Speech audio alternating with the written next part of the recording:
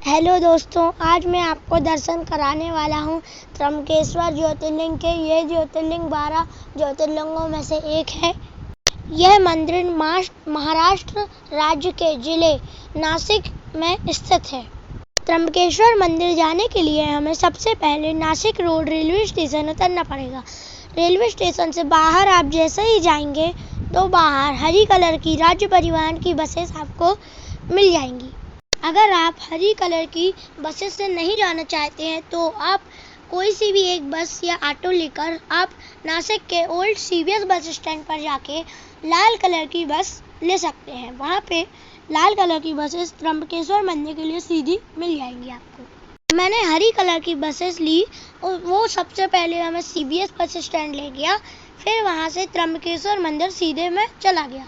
इतने में कम से कम 1.5 घंटे में मैं त्र्यंबकेश्वर पहुँच गया, जो कि त्र्यंबक गांव में स्थित है।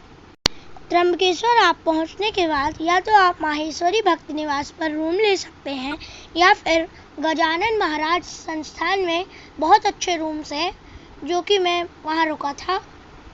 वहां पर भी आप रूम ले सकते हैं। वहां पे प्रसादालय भी है।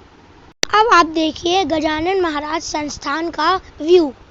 गजानन संस्थान के अंदर ही गजानन महाराज का बहुत बड़ा मंदिर है। यहाँ पर बहुत सारे रूम अवेलेबल हैं। यहाँ पर हॉल क्रमांक 1 से 7 तक बने हुए हैं। यहाँ पर बड़ा सा प्रसादालय बना हुआ है और यहीं पे ही उचित मूल्य पर प्रसाद उपलब्ध है, जो कि बहुत स्वादिष्ट प्रसाद है। और यहाँ के रूम भी बहुत अच्छे हैं, एसी एंड नॉन एसी हैं। चलिए अब मैं त्र्यंबकेश्वर मंदिर के अंदर की ओर जा रहा हूँ। यहाँ पर जब मैं त्र्यंबकेश्वर मंदिर गया तो वहाँ पर मुझे बहुत अच्छे व्यू दिखा, बहुत बड़ी बड़ी पहाड़ियाँ, और यहीं पर ब्रह्मगिरी हिल है जहाँ से गोदावरी नदी का उद्गम स्थल है। चलिए अब मैं मंदिर के अंदर आने लगा हूँ। यह बहुत बड़ा मंदिर है, जैसे कि मैं आपको दिखा रहा हूँ। यहाँ पर बहुत लंबी कतार लगती है। यहाँ पे 4 हॉल है, उसमें लाइन लगती है। मतलब मैं भी अब लाइन में लग गया हूँ और धीरे धीरे मंदिर के गर्भगृह के तरफ बढ़ते जा रहा हूँ। अब मैं हॉल क्रमांक 2 पर घुस गया हूँ और यहाँ पे लाइन के बीच बीच में बैठने की भी जगह है। जो थक जाते हैं उनको बैठने की जगह है। यहाँ पर बीच बीच में टीवियाँ लगी हुई हैं, वहाँ से मंदिर पूरा दिखता है और त्र्यंबकेश्वर महाराज भी दिखते हैं। यहाँ पर सीधा प्रसारण होता है। यहाँ पर बहुत भीड़ होने की वजह से लाइन थोड़ी रुक गई है और मंदिर के में दर्शन के लिए पुलिस अंकल 5-5 लोगों को भेजते हैं, जिससे मंदिर में भीड़ ना हो। और यहाँ पे बीच बीच में लाइन चलती भी रहती है। यहाँ पर एसी भी लगा हुआ है, गर्मी नहीं लगती है। और बाहर से ही वीआईपी पास की भी एक लाइन थी, जो आगे जाके इस पर मिल जाएगी। साधारण लाइन और वीआईपी लाइन दोनों मिल जाती है। वीआईपी लाइन की कॉस्ट 200 रुपीज़ है। यहाँ पर बच्चे, बूढ़े, बुजुर्ग सभी आते हैं दर्शन के लिए। आप लोग भी आ सकते हैं। बस इतना ही परेशानी आपको रहेगी, थोड़ी सी 1 या 2 घंटे तक लाइन में आपको लग के दर्शन हो पाएंगे। बाकी यहाँ पर कोई भी परेशानी नहीं है। बैठने की बहुत अच्छी व्यवस्था है और एसी भी है, गर्मी भी नहीं लगती है। मैं मई के समय गया था, गर्मी नहीं लगी मुझे और बहुत अच्छा फील हुआ। अब इसके बाद हम लोग हॉल क्रमांक 1 में घुस गए हैं। इस हॉल में भी हॉल क्रमांक 2 जैसी ही लाइन है। यहाँ पे भी धीरे धीरे मैं बढ़ते जा रहा हूँ और बीच में लाइन रुक जाती है तो मैं बैठ जाता हूँ कुर्सी पे। यहाँ पे भी एसी है, कोई भी दिक्कत नहीं है। इसके बाद एक पतली सी जगह है, वहाँ से हम मंदिर के गर्भगृह में जाएंगे। वहाँ पे बहुत सारी टीवियाँ लगी हुई हैं। इस हॉल में भी लगी हुई हैं, सभी हॉलों में लगी हुई हैं। मैं टीवी में दर्शन करते हुए आगे बढ़ते जा रहा हूँ। इस पतली सी रास्ता से हम लोग मुख्य दर्शन मंदिर में चलते जा रहे हैं। यहाँ से दर्शन होंगे आगे अपन जब बढ़ेंगे। यहाँ पे मैं सुबह आया था, इसलिए बाकी हॉल मुझे नहीं मिले। मुझे 2 से ही दर्शन हो गए। मतलब 2 से ही जाना पड़ा, नहीं तो बाकी 6 हॉल 4 हॉल वैसे खुल जाते हैं। वहाँ जैसे मैं 1 घंटे बाद जैसे दर्शन हुए मेरे, तो जब तक हॉल खुल गए थे। अब दर्शन की ओर हम लोग बढ़ रहे हैं। उससे पहले आपको दर्शन कराऊं, इससे पहले एक बार आप सभी बोलिए ओम नमः शिवाय, जय श्री राम। ऐसे ही शिरडी, त्र्यंबकेश्वर और बाकी सभी मंदिरों के आप दर्शन चाहते हैं तो हमारे चैनल को लाइक और सब्सक्राइब जरूर कीजिए। चलिए अब हम दर्शन की ओर बढ़ रहे हैं।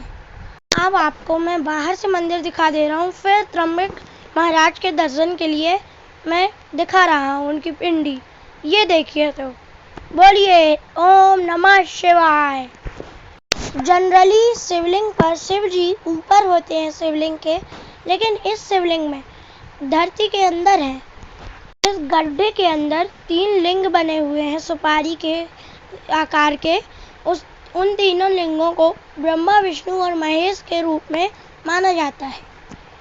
मैं आपको ये शिवलिंग जूम करके पास से भी दिखा रहा हूँ, और इस शिवलिंग को स्पष्ट रूप से देखने के लिए शिवलिंग के ऊपर एक आईना लगाया गया है, उस पर आप देख सकते हैं। मैं उस पर ही देखा तो मुझे उन तीनों के दर्शन हो गए।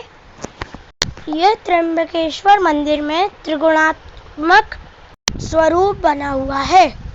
त्र्यंबकेश्वर मंदिर के मुख्य गर्भगृह में ऐसी भीड़ लगती है जैसे कि मैं आपको स्क्रीन पर दिखा रहा हूँ। मैं अब आपको स्क्रीन पर QR कोड की फोटो दे रहा हूँ, उससे आप ऑनलाइन दान कर सकते हैं, जो कि त्र्यंबकेश्वर के ट्रस्ट में समर्पित हो जाएगा।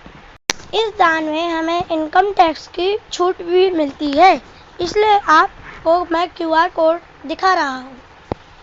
अब मैं मंदिर के बाहर गर्भगृह का नज़ारा आपको दिखाता हूँ। यहाँ पर काले पत्थरों से विशाल मंदिर बना हुआ है। यह मंदिर 12 ज्योतिर्लिंगों में से एक है, जैसे कि मैंने आपको पहले बताया था। यह मंदिर के गर्भगृह के बाहर बहुत भीड़ है। यहाँ पे सभी लोग फोटो खिंचा रहे हैं मंदिर के साथ, और यहीं पे एक बड़ा सा त्रिशूल बना हुआ है, वहाँ पे मैं भी आपको दिखाता हूँ अभी। उससे पहले मैं मंदिर का पूरा नज़ारा आपको दिखा देता हूँ। यहाँ पर बहुत भीड़ है, सभी लोग यहाँ दर्शन के लिए आते हैं, इसलिए यहाँ पर ज़्यादा भीड़ रहती है हमेशा। और इस मंदिर में दर्शन के लिए आपको आने का सबसे सही समय जो है वो है अक्टूबर से मार्च के बीच में।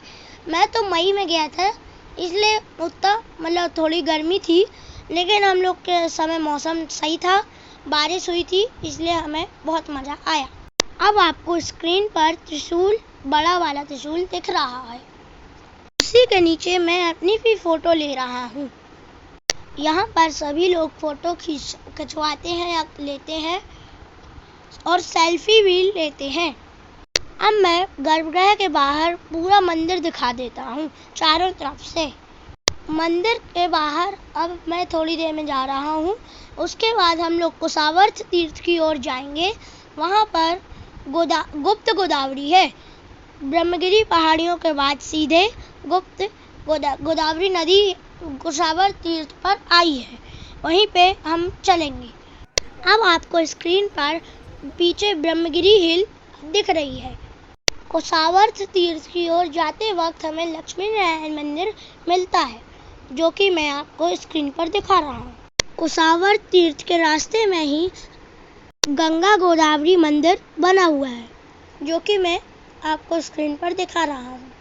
अब हम कुशावर्त तीर्थ पहुँच गए हैं। यहाँ तक आप ऑटो से भी आ सकते हैं, जैसे कि मैं तो पैदल ही आया था, और रास्ते में ही बीच बीच में रामफल भी मिल रहे थे। अब आप दर्शन कीजिए गुप्त गोदावरी कुशावर्त तीर्थ के। यहाँ कुशावर्त तीर्थ पर सभी नहाते हैं। यहाँ पर बीच में रेलिंग लगी हुई है, क्योंकि बीच में गहरा बहुत है, इसलिए वहाँ पे जाना मना किया गया है, और किनारे भी गहरा है, लगभग पेट के ऊपर तक पानी आ जाता है, इसलिए आप अगर नहाते हैं तो सावधानी से नहाइए। अब मैं वापस नासिक रोड रेलवे स्टेशन के लिए हरी बस में बैठ गया हूँ। यहाँ पर बीच बीच में बहुत अच्छी पहाड़ियाँ हैं, मुझे बहुत अच्छा नज़ारा दिखा। यहाँ पे बहुत अच्छे पेड़ और पहाड़ियाँ हैं। नासिक रोड रेलवे स्टेशन जाते वक्त रास्ते में अंजनेरी हिल्स है, वहाँ पर हनुमान जी का जन्म स्थल है। अब मैं इतने में होटल से लेके पूरी चीज का कुल खर्चा बता देता हूँ। मैंने 1000 रुपीस का रूम लिया और लगभग 500 रुपए तक का खाना में खर्चा हुआ। यह एक व्यक्ति का मैं खर्चा आपको बता रहा हूँ। कुल मिला के ऑटो सब जोड़ के नासिक रोड रेलवे स्टेशन से नासिक रोड रेलवे स्टेशन तक 1500 से 2000 तक का खर्चा आपका आएगा।